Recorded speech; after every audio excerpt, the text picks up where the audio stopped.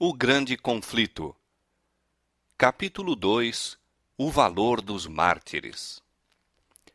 Quando Jesus revelou a seus discípulos a sorte de Jerusalém e as cenas do segundo advento, predisse também a experiência de seu povo desde o tempo em que deveria ser tirado dentre eles até a sua volta em poder e glória para o seu libertamento. Do Monte das Oliveiras, o Salvador contemplou as tempestades prestes a desabar sobre a Igreja Apostólica, e penetrando mais profundamente no futuro, seus olhos divisaram os terríveis e devastadores vendavais que deveriam açoitar seus seguidores nos vindouros séculos de trevas e perseguição.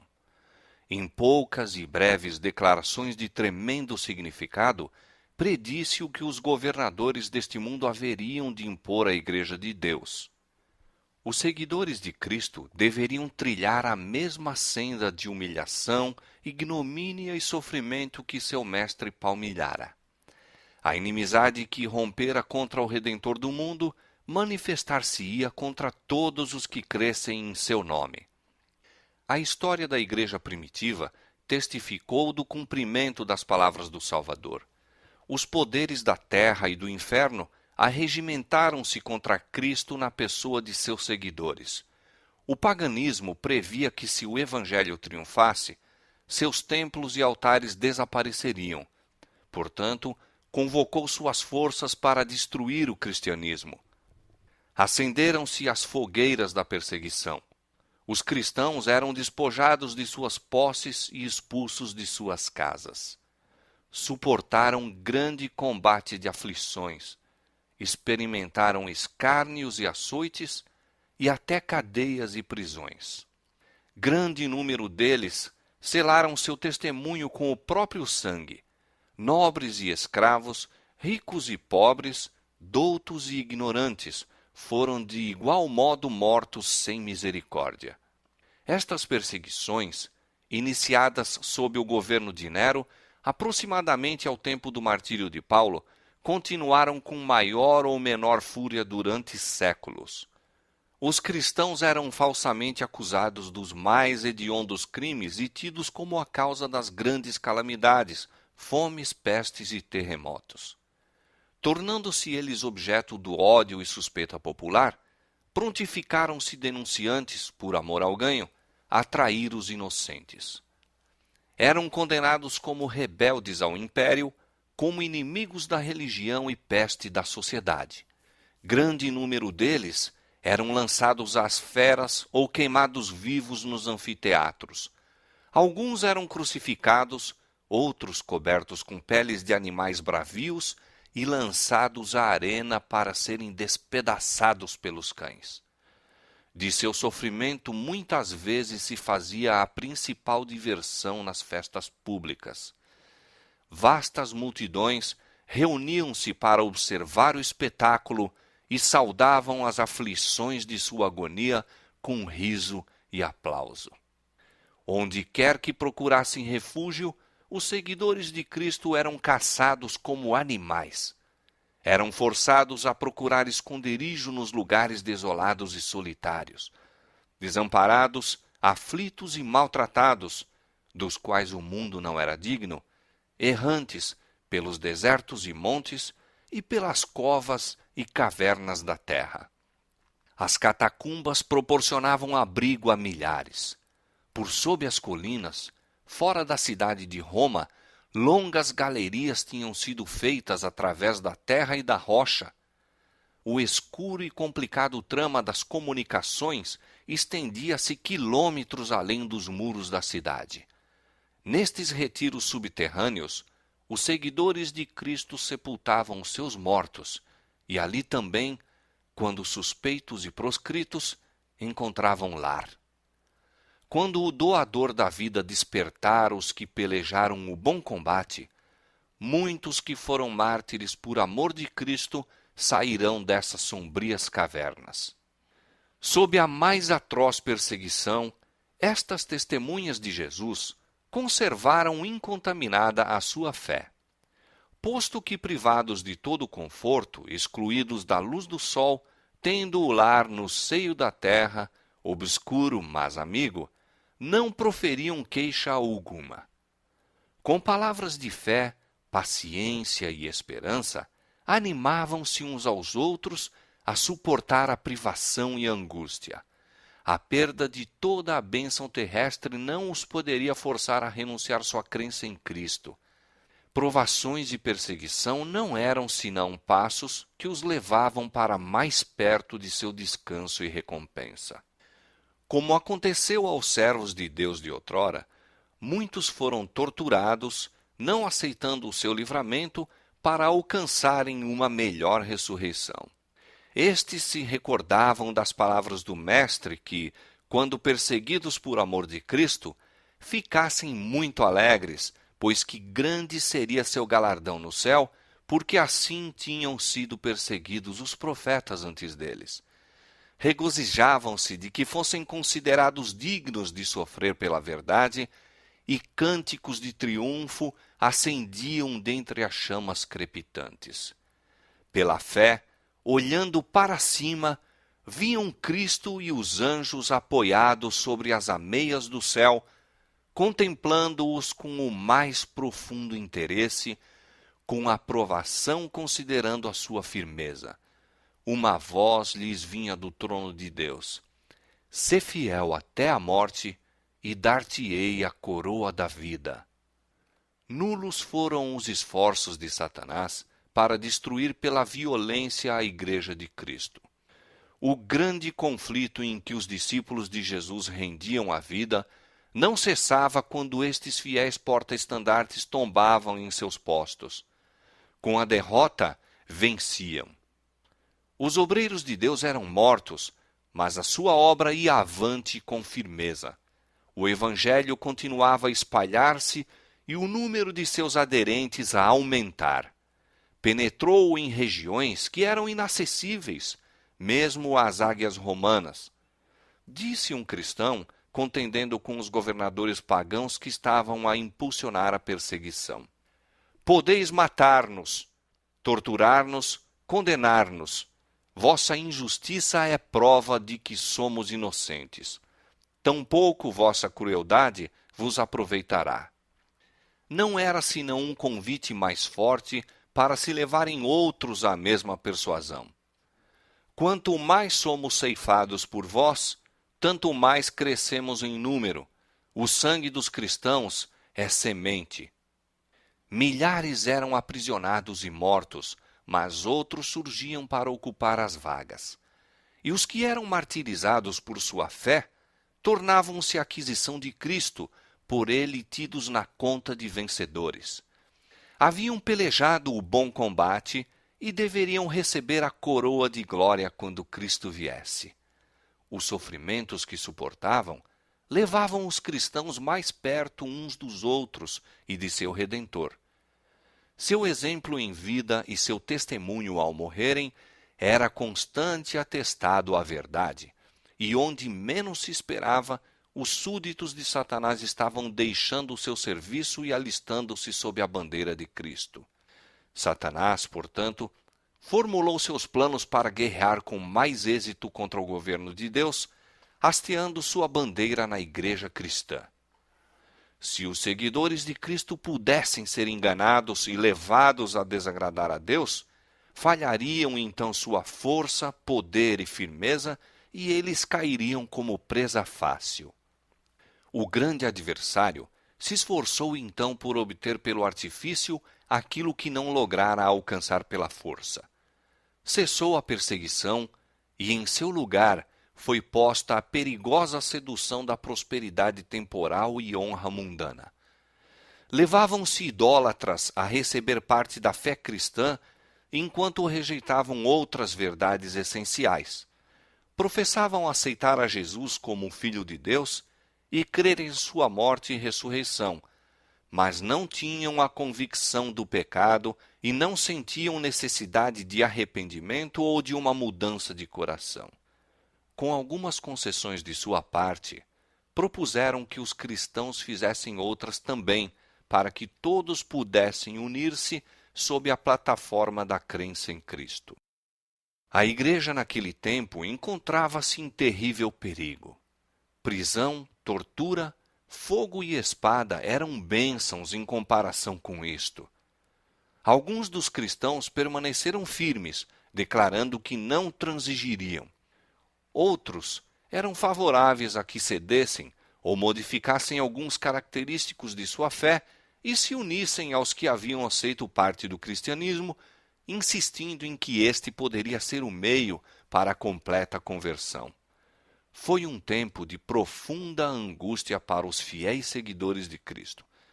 Sob a capa de pretenso cristianismo, Satanás se estava insinuando na igreja a fim de corromper-lhe a fé e desviar-lhe a mente da palavra da verdade. A maioria dos cristãos finalmente consistiu em baixar a norma, formando-se uma união entre o cristianismo e o paganismo.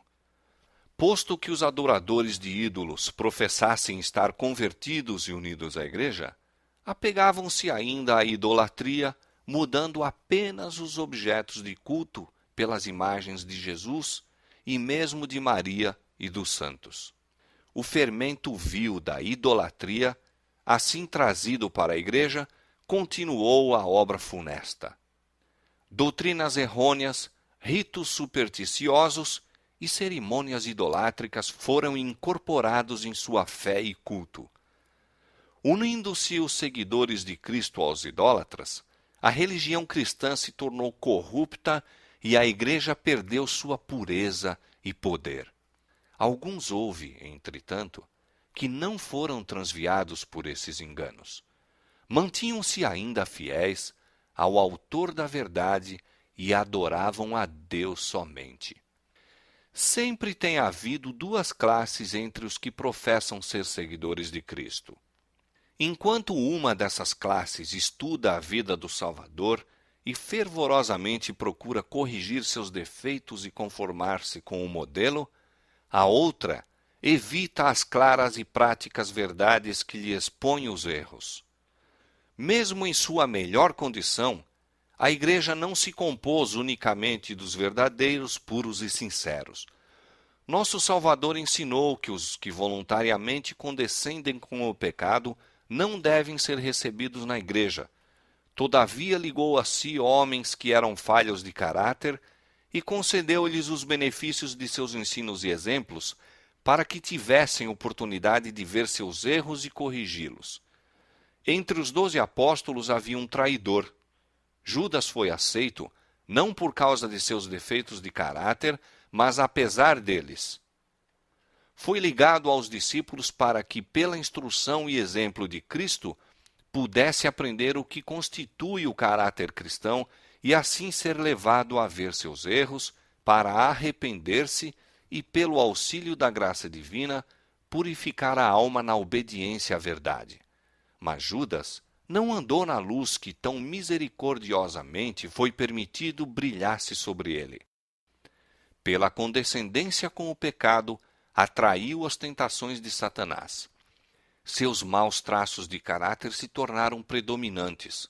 Rendeu a mente à direção dos poderes das trevas, irava-se quando suas faltas eram reprovadas, sendo assim levado a cometer o terrível crime de trair o mestre.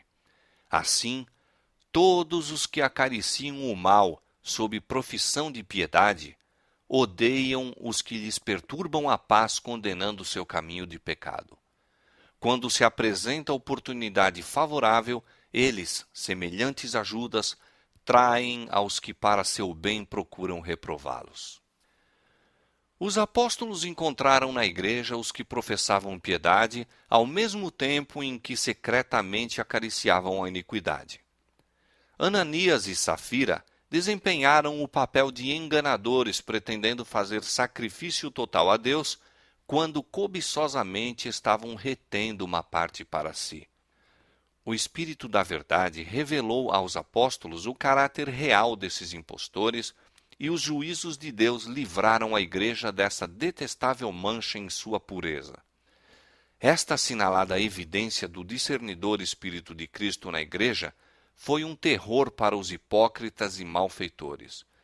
Não mais poderiam permanecer em ligação com aqueles que eram, em hábitos e disposição, invariáveis representantes de Cristo, E quando as provações e perseguições sobrevieram a seus seguidores, apenas os que estavam dispostos a abandonar tudo por amor à verdade desejaram tornar-se seus discípulos. Assim, enquanto durou a perseguição, a igreja permaneceu comparativamente pura, mas cessando aquela, acrescentaram-se conversos que eram menos sinceros e devotados, e abriu-se o caminho para Satanás tomar pé. Não há, porém, união entre o príncipe da luz e o príncipe das trevas, e nenhuma conivência poderá haver entre os seus seguidores. Quando os cristãos consentiram em unir-se àqueles que não eram senão meio convertidos do paganismo, enveredaram por caminho que levaria mais e mais longe da verdade. Satanás exultou em haver conseguido enganar tão grande número de seguidores de Cristo. Levou então seu poder a agir de modo mais completo sobre eles e os inspirou a perseguir aqueles que permaneceram fiéis a Deus. Ninguém compreendeu tão bem como se opor à verdadeira fé cristã como os que haviam sido seus defensores. E estes cristãos apóstatas, unindo-se aos companheiros semipagãos, dirigiram seus ataques contra os característicos mais importantes das doutrinas de Cristo. Foi necessária uma luta desesperada por parte daqueles que desejavam ser fiéis, permanecendo firmes contra os governos e abominações que se disfarçavam sob as vestes sacerdotais e se introduziram na igreja.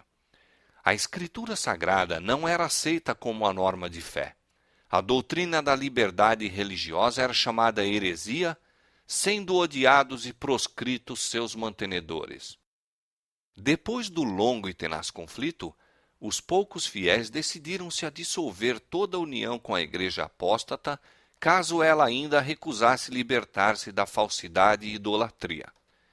Viram que a separação era uma necessidade absoluta se desejavam obedecer à palavra de Deus.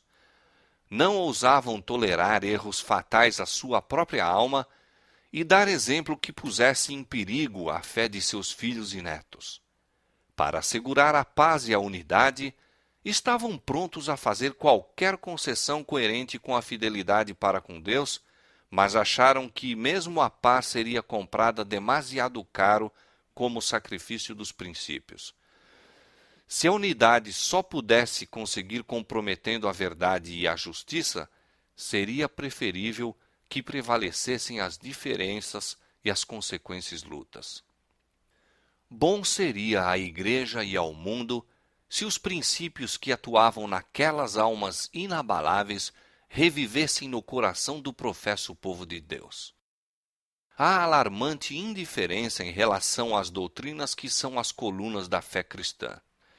Ganha terreno a opinião de que, em última análise, não são de importância vital.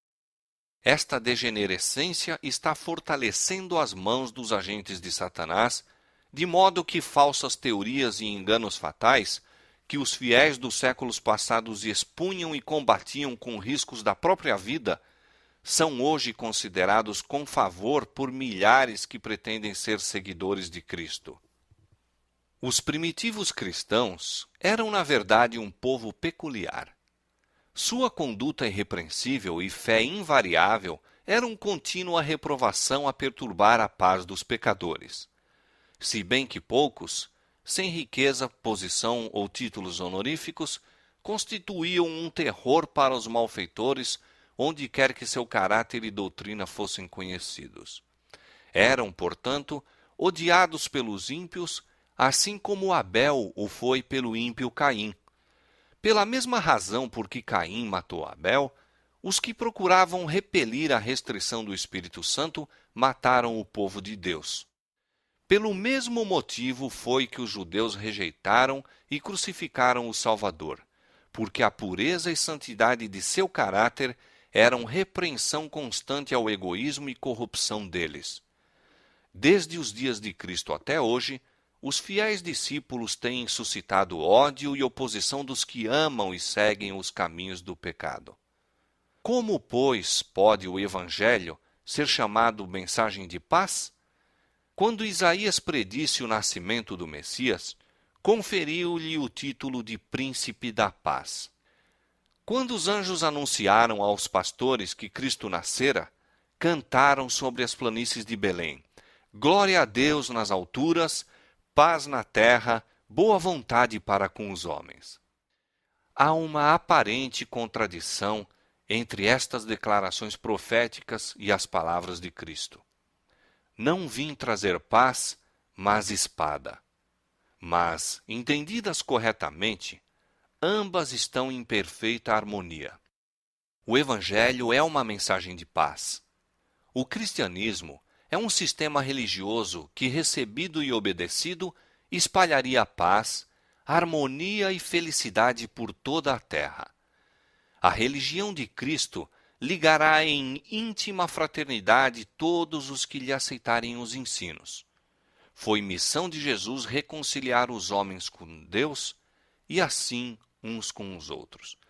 Mas o mundo em grande parte se acha sob o domínio de Satanás, o acérrimo adversário de Cristo. O Evangelho apresenta-se-lhes princípios de vida que se acham totalmente em desacordo com seus hábitos e desejos, e eles se erguem em rebelião contra ele. Odeiam a pureza que lhes revela e condena os pecados, e perseguem e destroem os que com eles insistem em suas justas e santas reivindicações. É neste sentido que o Evangelho é chamado uma espada, visto que as elevadas verdades que traz ocasionam o ódio e a contenda. A misteriosa providência que permite sofrerem os justos perseguição às mãos dos ímpios tem sido causa de grande perplexidade a muitos que são fracos na fé. Alguns se dispõem mesmo a lançar de si a confiança em Deus, por permitir ele que os mais vis dos homens prosperem, enquanto os melhores e mais puros são afligidos e atormentados pelo cruel poder daqueles.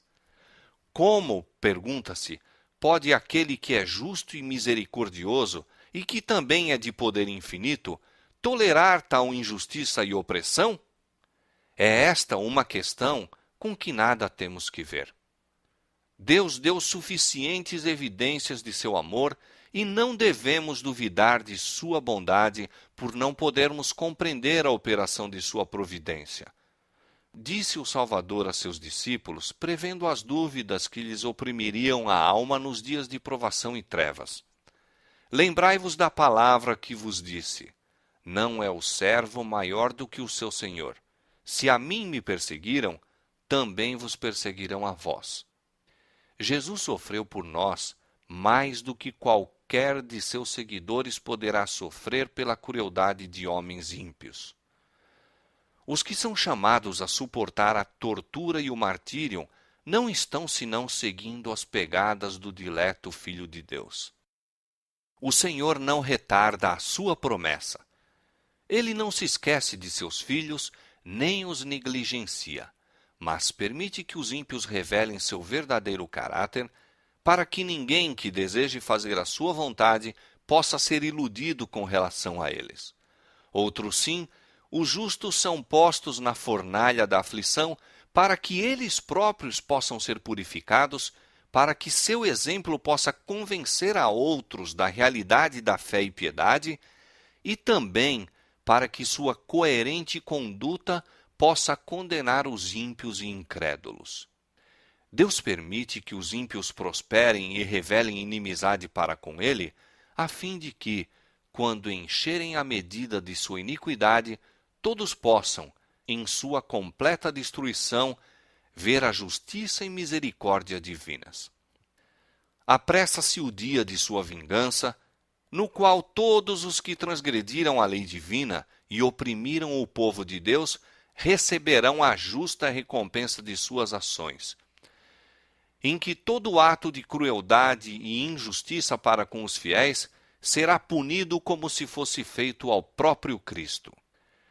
Há outra questão mais importante que deveria ocupar a atenção das igrejas de hoje. O apóstolo Paulo declara que todos os que piamente querem viver em Cristo Jesus padecerão perseguições. Por que é, pois, que a perseguição, em grande parte, parece adormentada? A única razão é que a igreja se conformou com a norma do mundo e, portanto, não suscita oposição.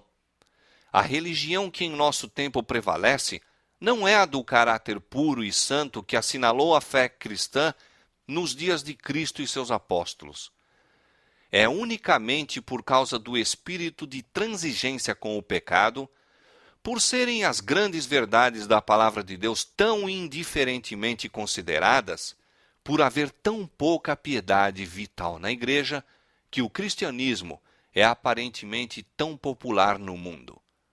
Haja um reavivamento da fé e poder da igreja primitiva, e o espírito de opressão reviverá, reacendendo-se as fogueiras da perseguição.